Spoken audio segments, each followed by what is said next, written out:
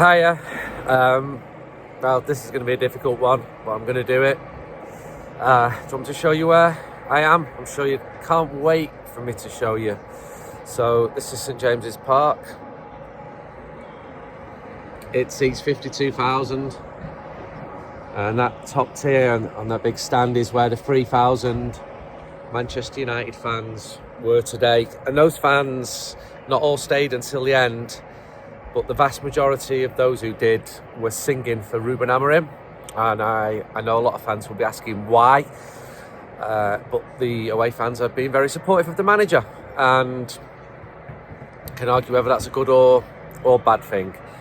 So it was pretty wild at the start here, a lot of noise. Manchester United had more possession. United didn't play badly in the first half and started okay against a mid-chance of Shearer turned you down from the Geordies, to which United fans replied with, where's your famous atmosphere? There were a lot of slips in the game, weird one. Some nice one-touch football from Manchester United, but this all came in the first half. Second half was terrible for Manchester United. And the 4-1 defeat means Newcastle United double against Manchester United for the first time since 1930. It's just a season of terrible stats. Just one after one, 14 defeats, 14th in the league. It's just woeful, isn't it? So I'll try and be as accurate as I can with my ratings. Bayern Day 6, Premier League debut to forget, but I don't think he made any glaring errors. It's the first time Anand had not started in a league game since May 23. Bayern Day was calm, taking the ball at the start. Wasn't at fault for Tonali's opener. Reacted well to a save from an Isak volley after 33.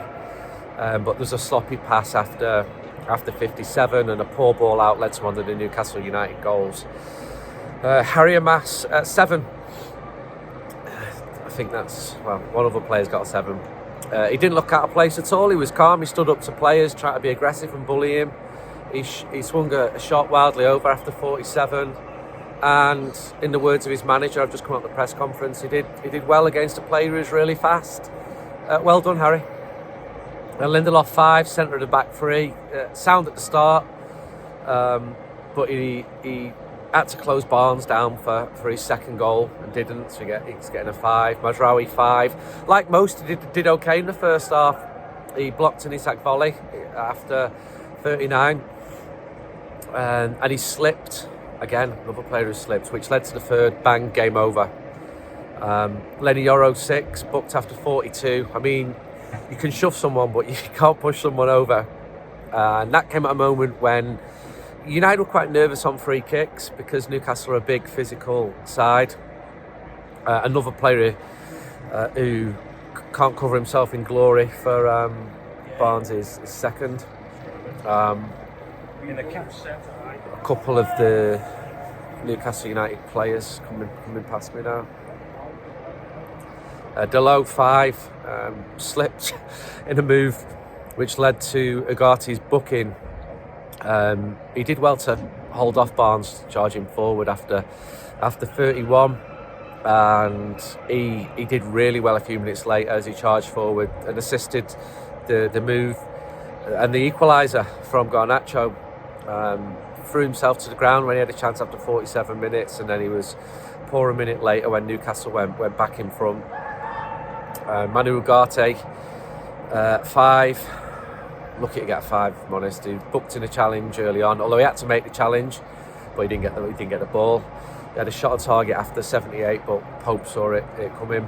There's lovely feet at times from Ugarte, but he was totally outclassed by the Newcastle midfielders, Tonali, etc. Eriksen 5, another who was outclassed by a very dominant Newcastle United midfield. They're a team in form. They know exactly what the roles are. They're in a great moment. Eriksen started because Casemiro was rested, so other players were rested, rested ahead of the Lyon game. Lyon is the big one, and you can understand the reasoning for that, but it's still horrible to watch your team lose 4-1. It's getting a bit nippy here, so I've got 2 layers on, but I've not got a coat on because when I left Manchester this morning it was sunny And like an idiot, I'm thinking, well, it'll be sunny in Newcastle, and it was when we arrived, but when it went cloudy, it became cold. If only I could have like a mobile heat pump. Thousands of households have already reduced their energy bills with free ECO4, don't say the number 4 around here, upgrades. With Improve Easy, you can access a range of energy saving solutions, a brand new boiler, solar panels, an air source heat pump, and insulation for your walls, your loft, your roof. Wondering if you qualify? Well, if you live within 80 miles of Manchester, which if you live here, you're not, you receive benefits or have a household income of less than 31k or health issues, you could qualify. Click on the description below, it takes just 30 seconds. Look, if you want solar panels fit in, Improve Easy will do that as well, and obviously you're paying for it. They'll come round for a very low price, tell you what everything's going to be. Don't miss out, improve your home, cut the bills and make a positive impact on the environment. So Garnacho, 6, played on the right of Xerxes. Really beautiful finish to equalise after 37 minutes. He had a shot on target after 44 as well. United didn't get out of their own half a lot in the first half, but looked quite dangerous when the team did. And Garnacho was one of the more lively players. And then like the rest in the second half. Fernandez, 6, you alright? He played left of Xerxes. It combined beautifully with him after 12 minutes. So I know the headline's the score, but there was actually a couple of pockets of some good football. And maybe in a few days' time, that will be noticed, will be taken of that. But when you lose 4-1, you lose 4-1. So Fernandez gets a 6.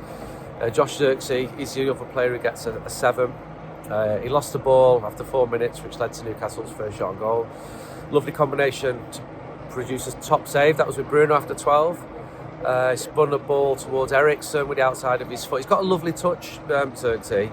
And then he was running from his own half right into the Newcastle United penalty area after 52 minutes. Did his hamstring. So that's a blow. That's a big blow because he was Manchester United's best player today. If you compare and contrast with the last time he played against Newcastle United, this is a cursed season, is it? Subs, and there were 5. Højlund for Xerxes after 55.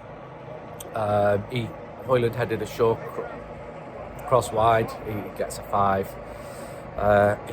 If Xerxes can't play, he's going to start against Lyon. That would be a big miss, I think, for Manchester United if Xerxes not playing. Dorgu came on for a mass after 55 as well. That was a triple substitution. It's a 5. Mount came on for Garnacho. He had a shot on 82, but there wasn't much power. It wasn't really a danger.